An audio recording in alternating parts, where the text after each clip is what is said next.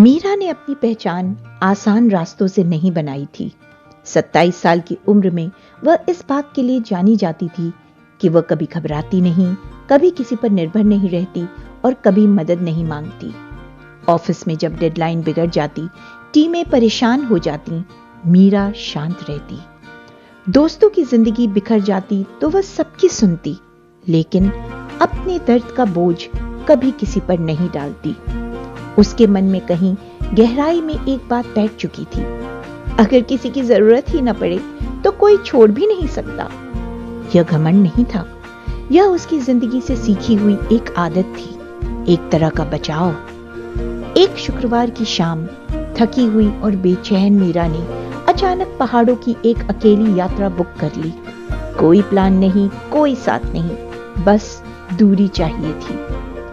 बस जैसे जैसे घुमावदार पहाड़ी रास्तों पर चढ़ती गई और बादल गहराते गए, मीरा को हल्का महसूस होने लगा। उसने मन ही मन सोचा, मैं सब संभाल सकती हूँ, हमेशा संभालती आई हूँ।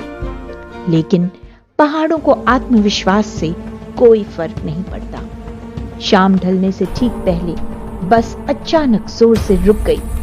आगे भूस्खलन हुआ था, सड़क बंद थी। मीरा शांति से बस से उतरी, कोई हल ढूंढने के लिए। ना आगे जाने का रास्ता था, ना मोबाइल नेटवर्क। चारों तरफ अफरा तफरी मच गई। कोई गुस्से में था, कोई घबराया हुआ, कोई चिल्ला रहा था। बहुत बढ़िया, मीरा बुदबुदाई, अब इसका हल निकालना होगा। उसने चारों तरफ देखा, एक चाय की छोटी सी दुकान, गहराता अंधेरा और अनजान लोग। तभी उसकी नजर उस पर पड़ी।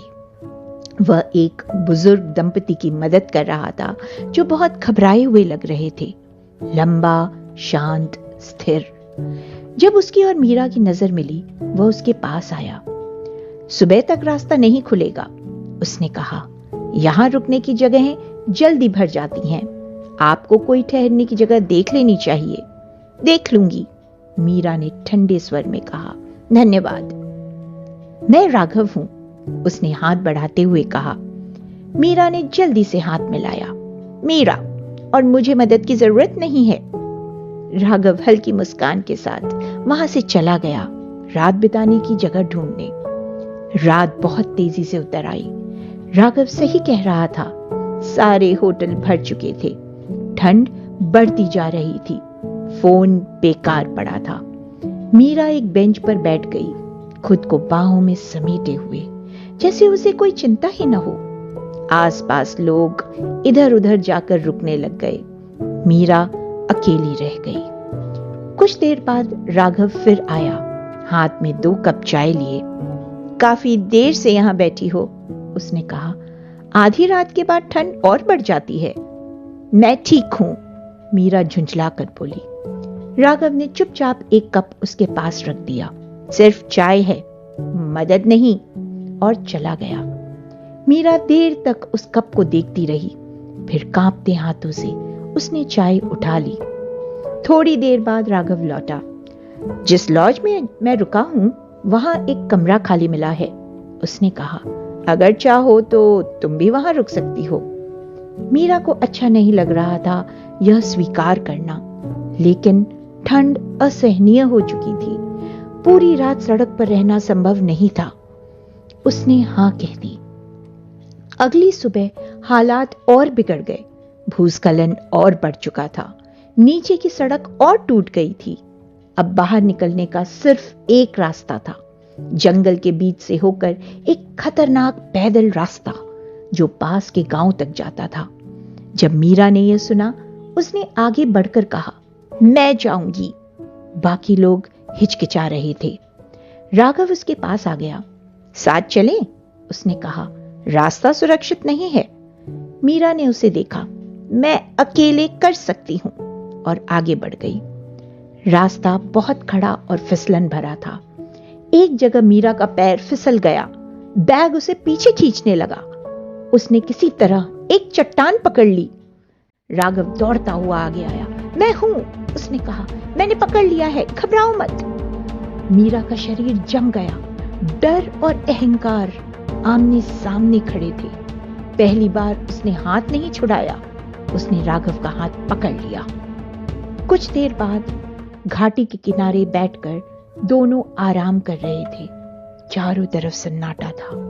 राघव ने गंभीर स्वर में कहा, मैंने कहा था ना, साथ चलो। सोचो अगर मैं वहां नहीं होता तो क्या हो सकता था। मीरा की आवाज धीमी थी। मुझे माफ कर दो, उसने कहा। मैंने बहुत जल्दी सीख लिया था कि लोगों पर निर्भर होने का मतलब है चोट खाना, तो मैंने खुद को मजबूत बना लिया। राघव ने उसकी तरफ देखा। या शायद तुम अकेली ही हो गई। मीरा ने धीरे से कहा, मुझे मदद लेना नहीं आता। मैं सब कुछ अपने तरीके से अकेले करने की आदी हूं। राघव बोला, मजबूती का मतलब यह नहीं कि सब कुछ अकेले किया जाए। मजबूती का मतलब है इतना भरोसा कि दूसरों को अंदर आने दिया जाए। जंगल पार करके वे गांव पहुंचे। वहां से मीरा अपने घर जाने के लिए बस में चढ़ी। राघव अब भी वहीं था, उसे आराम से बस में बैठने में मदद करता हुआ। यह मेरा नंबर है, मीरा ने कहा। अगर कभी मन करे तो कॉल कर लेना। यह पहली बार था जब मीरा ने खुद किसी से दोस्ती का हाथ बढ़ाया। घर लौटकर जिंदगी बाहर से तो वही थी, लेकिन अंदर कुछ बदल चुका था। ऑफिस में अब वह मदद मांगती थी, बिना शर्म के। दोस्तों के सामने थकान छुपाती नहीं थी। और जब वह अब मजबूती के बारे में सोचती तो उसे उस चट्टान का किनारा याद आता, जहां हाथ पकड़ने से वह कमजोर नहीं हुई थी, वह बच गई थी। क्योंकि मजबूती का मतलब जरूरत न होना नहीं है। मजबूती का मतलब है गिरने से पहले अपनी जरूरत को स्वीकार कर लेना।